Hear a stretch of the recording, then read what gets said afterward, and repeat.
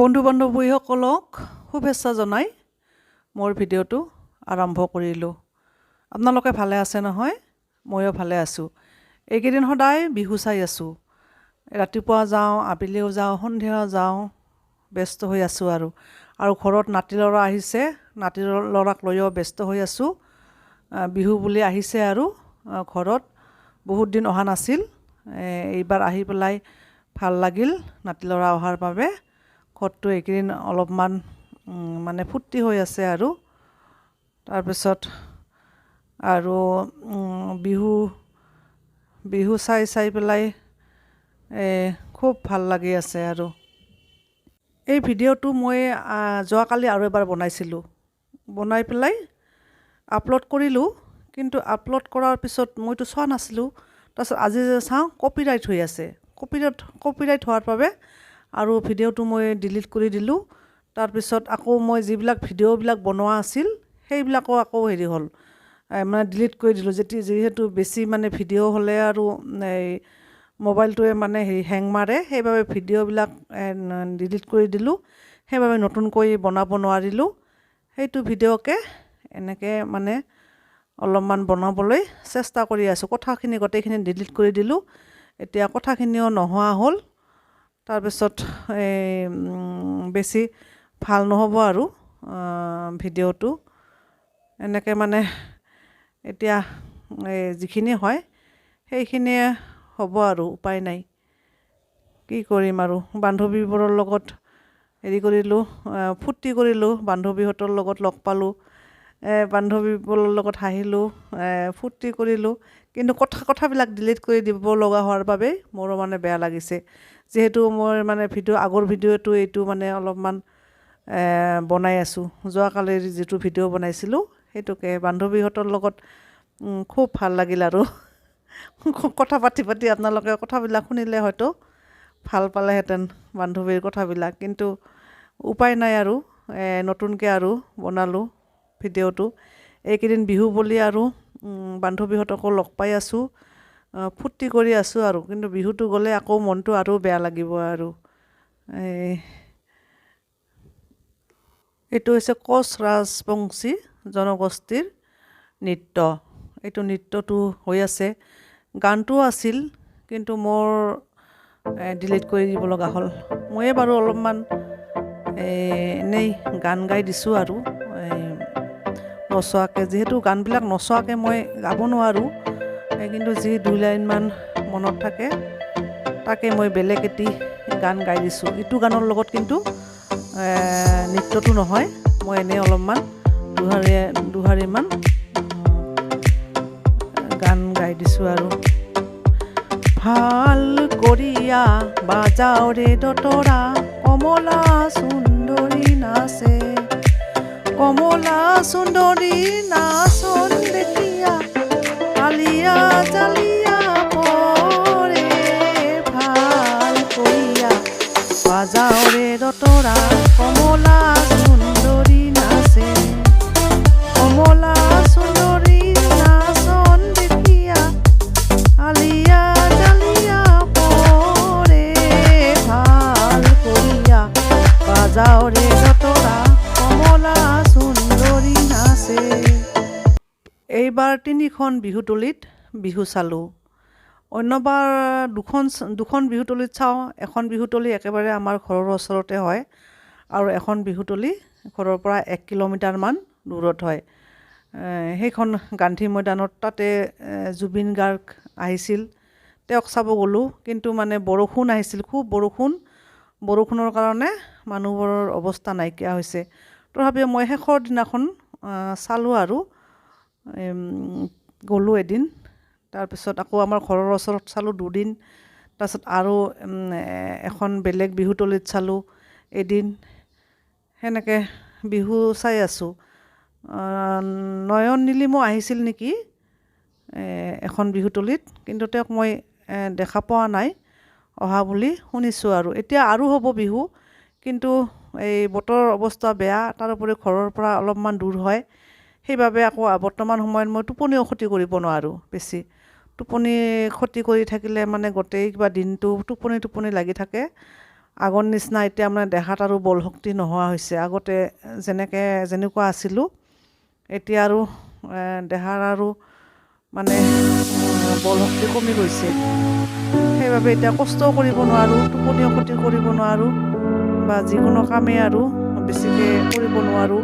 বেছিকৈ মোবাইল চাই থাকিলেও চকুৰ বিষ হয়, মূৰৰ বিষ হয়। সেইবাবে মানে খুব দিগদাৰ আৰু এতিয়া।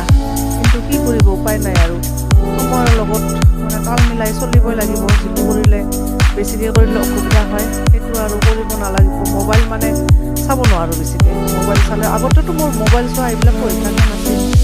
এতিয়া আগৰ দিনত ক'ত মোবাইল আছিল, আগতে কিতাপ পঢ়িছিলোঁ। কিন্তু এতিয়া মোবাইল হোৱাৰ পৰা একদম মানে কিতাপ পঢ়া নহয় আৰু। সেইদিনাখন এখন আলোচনী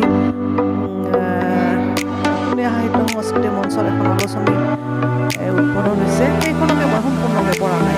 মানে মোৰো এটা কবিতা উঠিছিল, একদম কিতাপ পঢ়াৰ নিচা একেবাৰে নোহোৱা হৈছে। আগতে যেনেকৈ কিতাপ পঢ়ি সময় পাৰ কৰিছিলোঁ, এতিয়া আকৌ হৈছে যে মোবাইল চাই সময় পাৰ কৰোঁ আৰু এনেকুৱা অৱস্থা হৈছে। আৰু বা কি ওলাই ক'ব পৰা নাই আৰু ভগৱানেহে জানে আৰু বা কি দেখিব লগা হয় আৰু কি দেখিব লগা হয় চাই থাকিব লাগিব আৰু কি কৰিব, উপায়তো নাই আৰু সময়ৰ লগতো আৰু তাল মিলাবই লাগিব। বন্ধু বান্ধৱীসকল, মই এতিয়া এটা কবিতা আবৃত্তি কৰিবলৈ চেষ্টা কৰিছোঁ। কবিতাটিৰ শিৰোনাম মোৰ মন যায়। মোৰ মন যায় এতিয়াও সেই 7 বছৰীয়া ছোৱালীজনীৰ দৰে ৰং বিৰঙৰ উৰি ফুৰা পখিলাবোৰ ধৰিবলৈ। মোৰ মন যায় সৰু ল'ৰা ছোৱালীৰ দৰে খেলপথাৰত দৌৰা দৌৰি খেলিবলৈ। মোৰ মন যায় নদীত বৰশীৰে মাছ মাৰিবলৈ। মোৰ এতিয়াও মন যায় হীৰা মাটিৰ দৰা কইনা সাজিবলৈ। মোৰ নদীত সাঁতুৰি গা ধুবলৈ বৰ মন যায়। মন যায় এতিয়াও মোৰ জাকৈৰে নদীত মাছ মাৰিবলৈ। মোৰ মন যায় বিজুলী বাঁহৰ ফটকা ফুটাবলৈ। মন যায় মোৰ সেই সৰু ছোৱালীজনীৰ দৰেই গছত উঠি মধুৰিআম আৰু আম পাৰি খাবলৈ। মোৰ আকৌ সেই সৰু ছোৱালীজনীৰ দৰে লগৰীয়াৰ লগত দৌৰা দৌৰি খেলিবলৈ বৰ মন যায়। বন্ধু বান্ধৱীসকল, মই কবিতাটো আবৃত্তি কৰিবলৈ চেষ্টা কৰিলোঁ। কেনেকুৱা হৈছে কবিতাটি আবৃত্তি কৰিলে যদি আপোনালোকে জনায়, তেতিয়াহ'লে মই নথৈ আনন্দিত হ'ম। মাজে মাজে মই এনেকৈ কবিতা গল্প লিখি থাকোঁ। অৱশ্যে মনৰ কথাবোৰ লিখোঁ আৰু আলোচনীতো এইবিলাক প্ৰকাশ পায়। অহা ৰবিবাৰে মোৰ এখন মিটিং আছে, তাতেও কবিতা আবৃত্তি কৰিম। অহা মাহত তাতে অধিৱেশনখন আছে, সেই তাতেও মই কবিতা লিখিছোঁ। প্ৰকাশ পাব মোৰ কবিতাটি। আপোনালোকক কেতিয়াবা আবৃত্তি কৰি শুনাবলৈ চেষ্টা কৰিম। এইকেইদিন যদিও বৰষুণ হৈ আছে, বৰষুণ ইমান মানুহ হৈ আছে বিহুত মানে কোনোবাই একদম বোকা মাটিত কুটুৰি হৈ গৈছে। একেবাৰে ইমান ফূৰ্তি কৰিছে। তাৰমানে যিহেতু আমি যোৱা 2 বছৰে আমি কোনো বিহু পূজা বা যিকোনো উৎসৱে আমি পালন কৰিব পৰা নাই, সেইবাবে এইবাৰ মানে মানুহবিলাক ওলাই আহিছে। সকলোবিলাক উৎসৱতে এইবাৰ মানুহৰ মানে সমাগম বেছি, বহুত মানুহ হৈছে। আৰু এইবাৰ বিহুতো তেনেকুৱা ইমান বৰষুণ হৈ আছে, কিন্তু মানুহবিলাক মানে দলে দলে ওলাই আহিছে। আৰু সেইদিনাখন দেউল চাব গ'লোঁ ফাকুৱা, তাতেও মানে ইমান মানুহ হৈছে পথাৰত। আগতে তেনেকুৱা মানুহ দেখা নাছিলোঁ, কিন্তু এইবাৰ মানে দেখি পেলাই মানে আচৰিত হৈছোঁ। ভাবিলোঁ আৰু ইমান দিনে যিহেতু মানুহবোৰ সোমাই আছে, সেইবাবে এনেকৈ মানুহবোৰ ভিৰ দল ভাঙি পেলাই এনেকৈ মানুহবোৰৰ মানে উৎসৱ পালন কৰিছে। আৰু মানুহবিলাক এতিয়া ভালে থাকক, কিন্তু আকৌ শুনি আছোঁ যে আকৌ আহিব কৰোণা। কোনোবাই কৈ আছে যে আৰু এতিয়া আহিব কৰোণা, তেতিয়াহ'লে যে আকৌ মানে কি হ'ব অৱস্থা। আকৌ যদি আগৰ সেই অৱস্থা হয়, তেতিয়াহ'লেতো মানে মানুহবিলাকৰ মানে খুব কষ্ট হ'ব। বৰ্তমান সময়তো আমি যেনিবা ভালে আছিলোঁ, কিন্তু কিছুমান মানুহৰ মানে খুব কষ্ট হৈছে। এতিয়া যদি আকৌ এইবিলাক হয়, কৰোণা যদি আহে, তেতিয়াহ'লে আকৌ মানে কি হয় কি নহয় এনেকুৱা আৰু বিহুৰ বতৰত আৰু এইবিলাক কথাই ক'ব লগা হ'ল আৰু এই হাঁহি উঠা ভাল লগা ফূৰ্তি কৰা এইবিলাক কথা ক'ব লাগে নহয় বন্ধু বান্ধৱীসকল।